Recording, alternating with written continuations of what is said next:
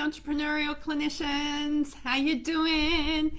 Do you know that it is my end of the week? How cool is that? I am about to close up the practice, close up shop, turn all my things off, put my out of office on. To be honest with you, the out of office is already on, and I'm taking 5 days off with my husband, and we are going to beautiful Jervis Bay. If you have or ever pictured Australian beaches as having that amazing blue color and the whitest sand and beautiful nature reserves right up against the beach, that's where I'm going. So I'm looking forward to smelling the salty, briny air, having someone else cook my food, which won't be my husband because he's ready for that break as well, and just empty myself out. Thank you, Linda. Lovely to see. I'm coming down your neck of the woods. Haha, look at that. And I really wanted to finish off this week and talk about the need to replenish and give you an example of the struggle I've had in getting myself to this point. I have felt, number one, guilty. Who else has ever felt guilty about taking time off? I have been feeling guilty because I have so many to-dos on my to-do list. I know there are still emails outstanding, including the one I still haven't sent to Kate Piper. I'm only working part-time, so does that entitle me? Does that give me permission to have a holiday and have a break? But the reality of all of that, that's just head trash, and it's unhelpful, and yes, I do. So how do I know I need a break? Well, it's been 6 months since I've had a break.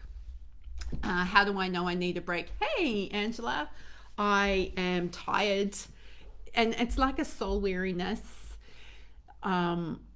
And I need a break because I'm about to enter into a new phase of treatment and recovery. And I just want some time to spend with my husband, enjoying each other before we go into some stuff, which I will share with you in the coming weeks.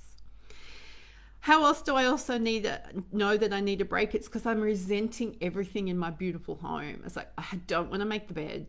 I don't want to have to wash clothes. I don't want to have to pick up after myself. I don't want to have to cook food. I'm so sick of the question, what are we going to have for dinner tonight? It's like, I don't care. I just don't want to make that decision. Just completely unfair because my husband doesn't necessarily want to make that decision either. And those are some really good signs for me that I need a break. I've also been having to make quite a lot of big decisions lately, like decisions that have fairly significant consequences.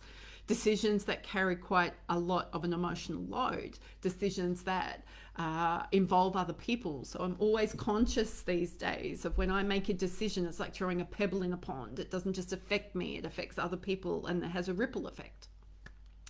So you jumped right on time and your guilty as charged, Angela. Thank you.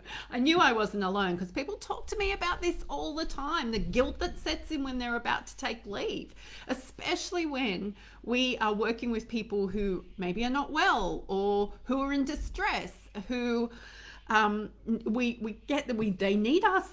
And a lot, let's face it, our egos like to be needed, and that's okay. It's okay. It's okay.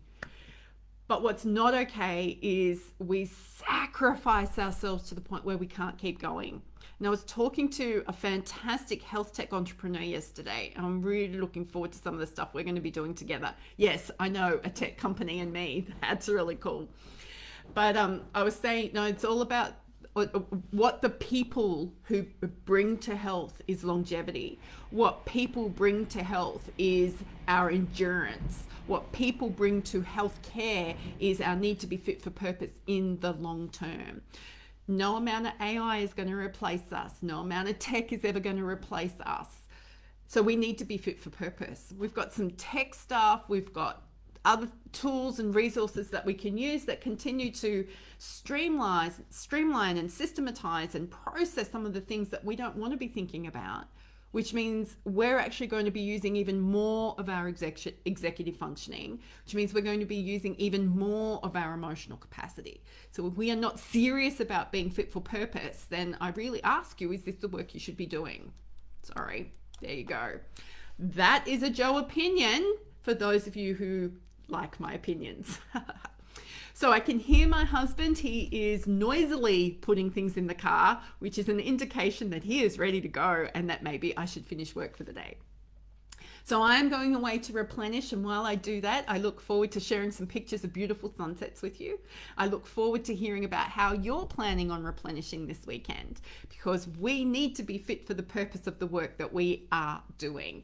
So how are you going to go about doing that? Start planning it now, even if it's Wednesday, not because you want to look forward to it, but so you can be mindful of it and so you can understand how this is adding to the way you do your work, because it is.